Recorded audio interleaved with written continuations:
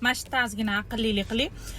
Juda ham ko'p eshitaman-da, arzimagan sabab bilan ajrashib ketibdi, arzimagan sabab bilan uyiga ketib qopti deyshadi. Hech kim ajrashaman deb turmush qurmaydi. Hech kim erga tegaman, arzimagan sabab bilan ajrashib ketaman deb turmush qurmaydi. Bitta oilada, bitta ayolni, kelinni hamma talaversa, hamma o'shani chaqib, pisqi-pasod gaplar gapirib, o'shani to'ldiraversa, u to'ladi, oxiri paq etib portlab ketib qoladi. O'sha arzimagan sabab deyotganinglar oxirgi tochka bo'lgan bo'ladi. O'sha chidolmayman degan bo'ladi. Bilasizlarmi?